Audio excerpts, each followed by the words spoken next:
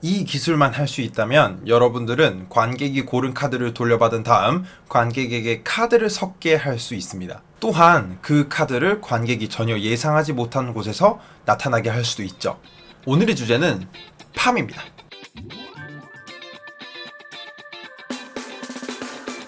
팜이란 어떤 물건을 손 안에 숨기는 것을 의미합니다. 그리고 그 중에서도 카드를 손에 숨기는 방식은 정말 많은 사람들이 오랫동안 연구해온 주제인데요. 그만큼 카드를 손에 숨기는 방식 역시 정말 수만 가지가 존재합니다.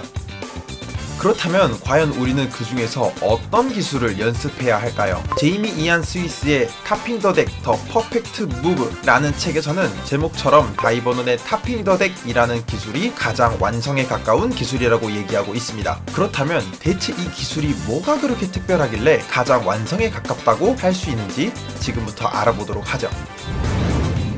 저자는 그 이유로 자연스러움을 얘기합니다. 카드를 정리하는 과정에서 아주 자연스럽게 카드를 손에 숨길 수 있다는 것인데요. 그렇다면 자연스러움이란 게 과연 무슨 뜻일까요? 이에 대한 힌트는 1902년 출판된 Expert at the Card Table에서 찾아볼 수가 있습니다. 바로 동작의 통일성이라는 개념인데요. 동작의 통일성이란 한마디로 말하면 우리가 일상적으로 사용하는 평소의 진짜 동작과 마술을 하면서 사용하는 가짜 동작이 최대한 일치해야 한다는 것입니다. 만약에 우리가 카드를 내려놓는 과정에서 평소 내려놓는 것과 다른 방식으로 카드를 내려놓게 되면 관객들은 그 차이를 통해서 기술이 있다는 걸 의심할 수 있다는 것이죠. 타핑 더 덱은 흐트러진 카드를 정리하는 과정에서 팜이 이루어집니다. 자, 그렇다면 타핑 더 덱이 모방하는 진짜 동작은 무엇일까요? 카드를 펼쳤다가 접고 이 카드를 정리해줍니다. 타핑 더 덱은 이 과정에서 손 안에 자연스럽게 카드를 숨기는 방법에 대해 이야기하고 있는데요. 이게 여러분 정말 신기하게도 진짜로 카드를 정리하는 동작과 거의 차이가 없는 과정 속에서 손에 카드를 숨길 수가 있습니다. 자, 그럼 이제 이 책이 타핑 더 덱을 어떻게 설명하는지에 대해서 알아보도록 하겠습니다.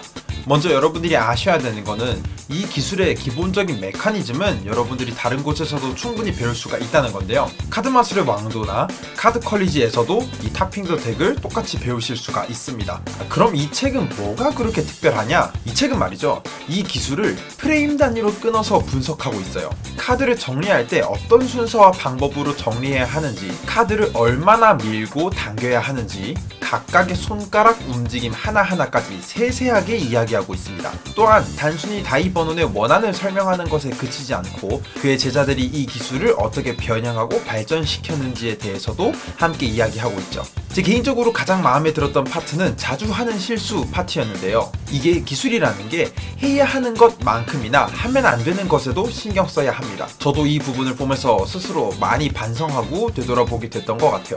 그리고 다른 책들과는 다르게 이 책에는 동작 마무리하기라는 파트가 있는데요. 카드를 손 안에 완전히 밀착시키고 나서도 여전히 이 기술은 끝나지 않았다고 생각합니다. 왜냐하면 관객들이 봤을 때 아직 동작은 진행 중이기 때문이죠. 그 동작이 어떻게 마무리되어야 하는지까지 카드를 집어들고 나서부터 내려놓을 때까지 하나하나 모든 과정을 살펴보고 있습니다. 물론 그렇다고 해서 아쉬운 점이 없는 책은 아니에요. 제가 개인적으로 이 책에서 가장 아쉬웠던 점은 팜한 카드를 덱 위에 되돌려 놓는 과정이 들어있지 않다는 겁니다. 손에 숨기는 것만큼이나 숨긴 카드를 되돌려 놓는 것도 굉장히 중요하단 말이죠. 그런데 그 부분에 대해서 언급이 없는 게 저는 조금 아쉬웠어요.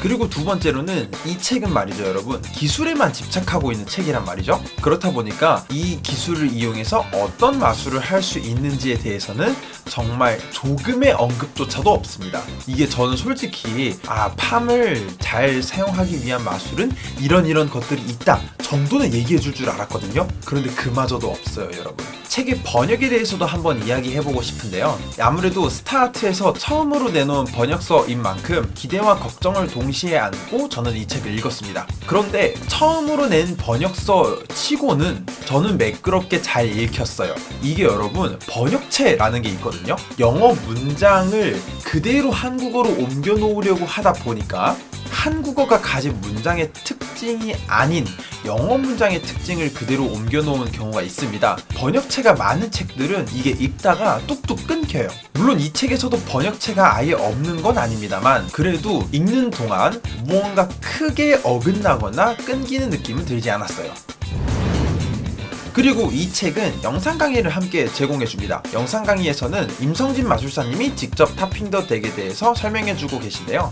이 임성진 마술사님은 오롯이라는 렉처를 통해서 링 마술의 대가라고 알려져 있습니다만 사실 이분이 카드 기술도 엄청나게 잘하시거든요.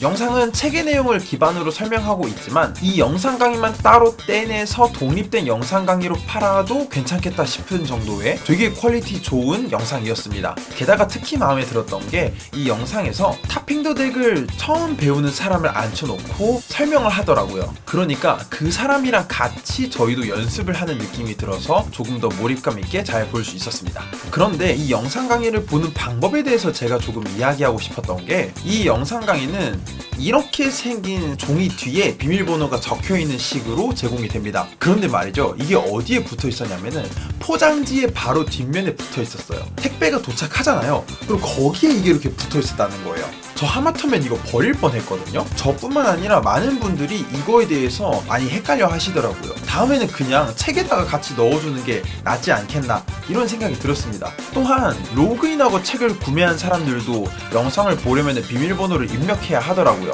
제 개인적으로는 계정이랑 어떻게 연결시키면 굳이 비밀번호를 안 치고 들어갈 수 있게 할 수 있지 않을까 싶거든요. 계정을 만드는 가장 큰 이유 중에 하나는 조금 덜 불편하게 영상 강의를 시청하고 싶은 마음도 있을 거란 말이죠. 그래서 렉처노트에서는 실제로 비회원으로 마술 강의를 구매하면은 따로 비밀번호를 입력해야 하고, 회원으로 마술 강의를 구매하면은 비밀번호를 치지 않고 들어가서 볼 수 있게 되어 있습니다. 그래서 그 부분은 스타트에서 시스템을 조금 정비하면은 좋지 않을까 생각이 들었어요.